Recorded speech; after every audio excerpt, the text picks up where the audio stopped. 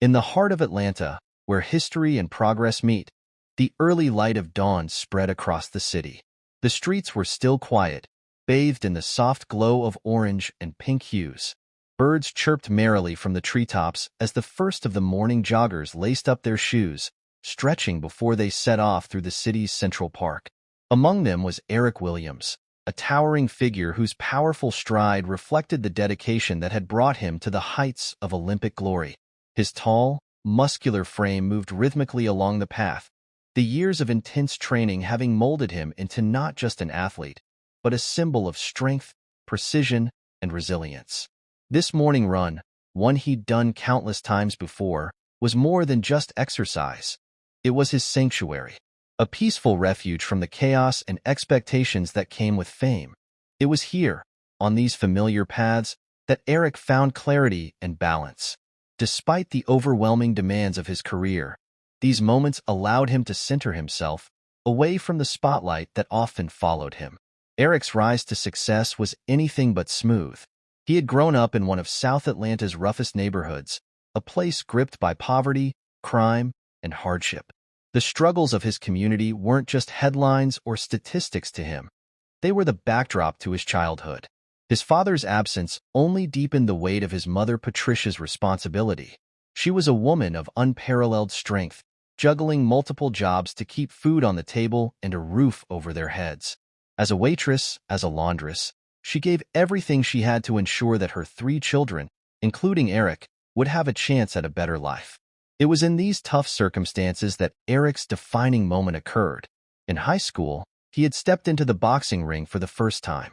His opponent was tough, but it was the look of pride on his mother's face as he raised his arms in victory that ignited a fire within him. It wasn't just about winning. It was about showing his mother that her sacrifices were worth it. That victory, small as it was, became the cornerstone of his relentless drive. He was determined to rise above his circumstances, to not let the streets or the weight of poverty define him. Years later, as Eric jogged through the park, his routine run felt ordinary. The birds still sang, the park remained serene, and the path was still familiar beneath his feet. But beneath the calm surface of the morning, there was an undercurrent of tension that Eric was unaware of. A sleek black car sat idling near the entrance of the park, its occupant watching Eric with an unsettling gaze. Not far behind, a police cruiser rolled into view. The presence of law enforcement was nothing new to Eric. In his neighborhood, he had learned to navigate the watchful eyes of the police, a harsh reality that had always been there, just as persistent as the challenges he'd faced growing up. But today was different. Officer Thomas Blake, a middle-aged cop with a reputation for being unyielding and harsh, had set his sights on Eric. Blake's eyes followed him, narrowing with suspicion, his demeanor cold and disapproving. Eric, absorbed in his run, hadn't noticed the cruiser pulling in front of him until it was too late. Blake slammed on the brakes, abruptly blocking Eric's path. The sound of the cruiser's tires on the gravel broke the silence of the park. "What are you doing here?" Blake's voice was sharp, cutting through the peaceful morning. Eric stopped, his body language open and non-threatening, his hands visible to avoid any misunderstanding. "Good morning, officer. Just out for a run," he replied calmly, as he had hundreds of times before when faced with such questions. Blake's tone hardened. "This park doesn't open until sunrise. Show me your ID." Eric was taken aback. He wasn't carrying his ID. He didn't need to for a morning jog. "I don't carry ID when I jog," he explained, trying to defuse the situation. "But I live just a few blocks away." Blake's eyes flickered with a mix of suspicion and something darker, disdain. "No ID? What are you hiding?" The words were laced with hostility, the accusation clear. "I'm not hiding anything," Eric responded, his voice steady, a testament to the years of maintaining control under pressure. But Blake wasn't listening. His hand moved to his baton, the tension escalating. Without warning, Blake swung at Eric. Instinct kicked in. Eric dodged the blow, the reflexes honed through years of boxing training kicking in without thought. The sudden movement left Blake off balance, and in that moment, Eric's defensive punch landed. The force of it sent Blake staggering back, surprised by the unexpected resistance. The entire park seemed to freeze. People who had been enjoying their morning jogs or walks now stopped, watching the scene unfold in stunned silence. Among the witnesses was Laura Miller, an early jogger who had unknowingly found herself in the middle of this confrontation. She hid behind a nearby tree, her hands shaking as she fumbled to pull out her phone. The camera clicked on, capturing every moment. Within minutes, the wail of sirens pierced the air, signaling the arrival of more officers. Their guns were drawn as they stormed into the park, ready for action.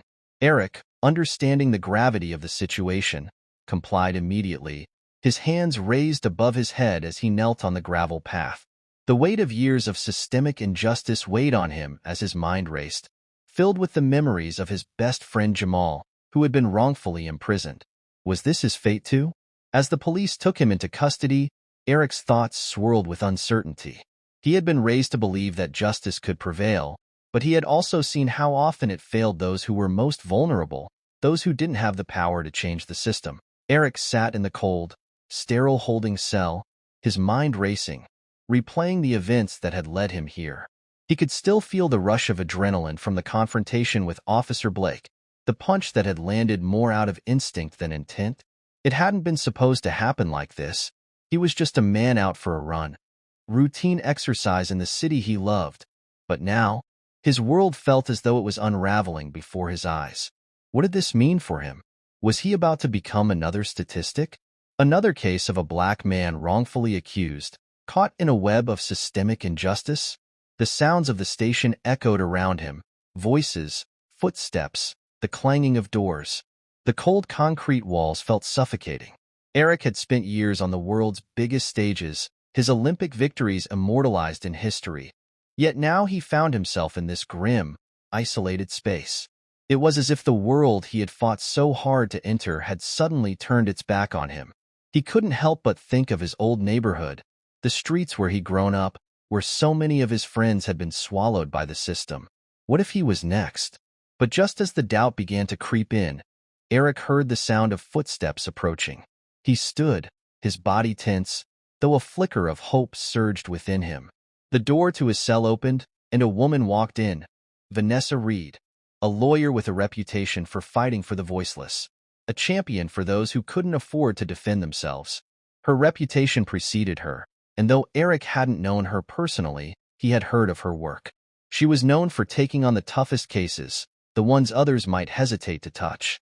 She had a relentless drive, a fierce sense of justice that had made her a formidable opponent in the courtroom. "Eric Williams?" she asked, her voice steady and calm. "Yeah, that's me," Eric replied, standing up straight, his eyes meeting hers. Vanessa didn't waste any time with pleasantries. "You're being charged with assaulting a police officer," she said, her tone neutral but sharp, cutting through the tension in the room. "I know this must be overwhelming, but we'll figure this out. I'm here to help." Eric's heart sank. Assaulting a police officer? It felt surreal. He had never imagined his name would be attached to such a charge, not after everything he had worked for. He was an athlete, a public figure, not a criminal. But the weight of the accusation hung heavily over him. "How did this happen?" he asked, his voice barely above a whisper. Vanessa didn't sugarcoat anything. "The officer claims you attacked him during your run. He says you hit him after he asked you for ID. There's one problem, though. The footage from the park, the video that would prove what really happened, has mysteriously disappeared." Eric's stomach churned. "What do you mean, disappeared?" Vanessa's eyes hardened. Her jaw clenched as she answered. "It was deleted. Someone made sure it didn't make it into the hands of the right people." A cold shiver ran down Eric's spine. The truth, the evidence that could clear his name, was gone. Just like that. "Who deleted it?" he asked, his voice tight with disbelief. "That's what we're going to find out," Vanessa said, determination in her eyes. "But we're not giving up. I'll fight this. We'll find the truth." Eric could see the fire in her eyes, and though he was still reeling from the shock of it all, a small part of him felt a flicker of hope. If anyone could uncover the truth, it was Vanessa Reed. She was not someone who backed down easily. He'd seen enough in his life to know when someone was driven by something bigger than just the case at hand. Vanessa wasn't just defending him. She was fighting for justice, for something much larger than one man's struggle. Vanessa immediately went to work, contacting a journalist by the name of Mark Sullivan, who had gained a reputation for exposing corruption and injustice in the police force. Mark had been instrumental in breaking several high-profile stories, shining a light on the very issues that Eric had spent his life battling against. Together, they would form a powerful team, determined to uncover the truth and clear Eric's name. But first, they needed answers. It didn't take long for Mark to find someone who might have the information they needed. A nervous park maintenance worker named Greg, who had witnessed the incident, was found to be the key. Greg admitted under pressure that Officer Blake's colleague, Matt Grayson, had ordered him to delete the surveillance footage. It was clear that someone had gone to great lengths to cover up the truth. Meanwhile, Vanessa turned her attention to Laura Miller, the jogger who had been an unwitting witness to the incident. Laura had recorded the altercation, her trembling hands capturing the raw moments of tension between Eric and Officer Blake. At first, Laura had hesitated to share the footage, afraid of the consequences it might bring. But as Vanessa spoke to her, explaining the importance of the video, Laura's resolve hardened. She knew that she couldn't stand by while the truth was buried. When Laura agreed to hand over the video, it became the turning point in the case. The footage, showing Blake's aggression and Eric's attempt to defend himself, was irrefutable evidence of the officer's misconduct. The video went viral, sparking outrage and calls for accountability. The public's response was swift and overwhelming. Protests erupted, demanding justice for Eric, and human rights organizations, along with community leaders, rallied behind him. It became clear that this wasn't just Eric's fight anymore. It was the fight of every person who had ever been wronged by a system that too often failed to protect the innocent. The courtroom was packed on the day of Eric's trial. News outlets from across the country had descended on Atlanta, eager to cover the high-profile case. The pressure was immense, but Eric remained focused. He knew this was his chance to set things right, to prove not just his innocence but the wider point that change was needed. Vanessa's cross-examination of Officer Blake was masterful. She picked apart his testimony, exposing the inconsistencies in his story. When Laura's video was presented, the courtroom fell into stunned silence. The footage showed Blake's aggression, his unwarranted violence toward Eric. It was impossible for anyone in the room to ignore. The jury deliberated for only a short time before delivering their verdict. Not guilty. Eric's acquittal was met with cheers from his supporters, a collective exhale of relief from everyone who had believed in him. But for Eric, this was not the end. It was only the beginning. The fight for justice didn't stop with his freedom. Eric knew that he had to use his newfound platform to make lasting change. He founded Williams Hope, a community center in his old neighborhood, where young people could find mentorship, education, and the same opportunities he had worked so hard to earn. The center offered boxing classes, educational programs, and resources designed to help the next generation avoid the pitfalls that had once ensnared so many of his friends. Over time, Williams Hope became more than just a place. It became a symbol of resilience and unity, a beacon of hope for those who felt forgotten. As the days passed, the buzz surrounding Eric's trial and acquittal began to settle into something more significant, a movement.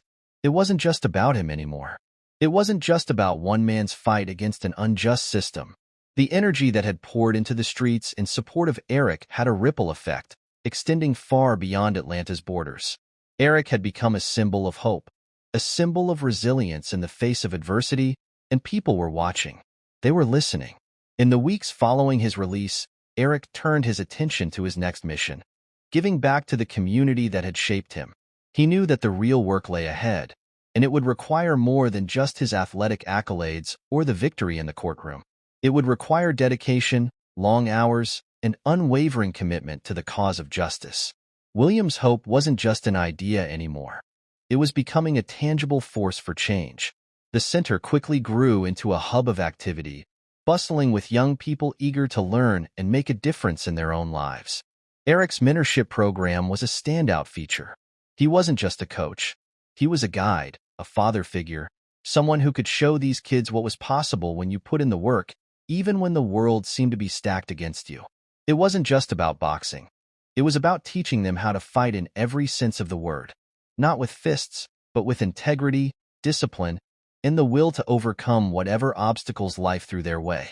One of the standout success stories from the center was Marcus, a teenager who reminded Eric so much of himself at that age.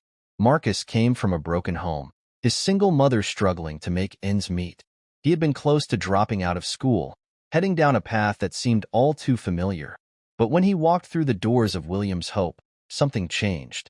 With Eric's guidance, Marcus not only found his passion for boxing, but he also rediscovered a sense of purpose.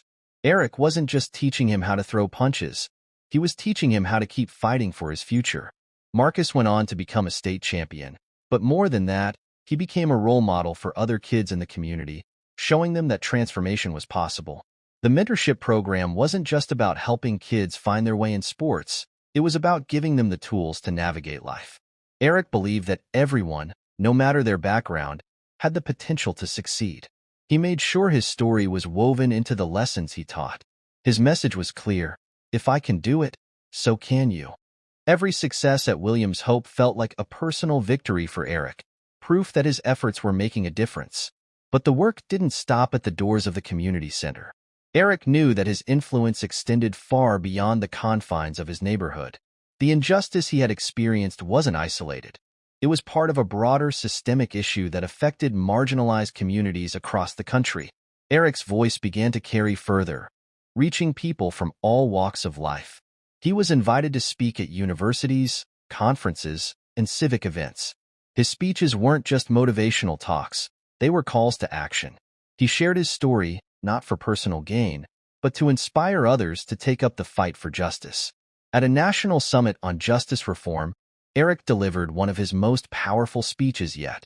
The room was filled with lawmakers, activists, and citizens all eager to hear what the Olympic champion had to say. Eric stood before them, calm but resolute. "We cannot rely solely on policymakers to create change," he told the crowd, his voice steady but filled with passion. "Real transformation begins with us, in our neighborhoods, in our schools, in our homes. We must hold each other accountable. We must stand up for what's right." His words rang true. The audience rose to their feet, applauding his message of unity and collective action. Eric had made his point. Change wouldn't come from a single individual or even a handful of politicians. It had to come from the ground up, from the communities that had been neglected and marginalized for too long. Vanessa Reed, Eric's trusted lawyer, continued to work tirelessly alongside him. Her work in the courtroom had earned her a reputation as a fearless advocate for the underrepresented, and she wasn't stopping anytime soon. She had become a key ally in Eric's mission, and together, they launched workshops and seminars at Williams Hope to educate people about their rights and how to navigate the legal system. These programs empowered attendees to fight for justice in their own lives, just as Eric had fought for his freedom. It wasn't just about learning the law, it was about giving people the confidence to stand up for themselves and demand accountability. Meanwhile, Mark Sullivan, the investigative journalist who had helped expose the truth behind Eric's arrest, continued his work uncovering corruption in law enforcement. Mark's investigative reporting became a driving force in the national conversation about police misconduct and systemic abuse.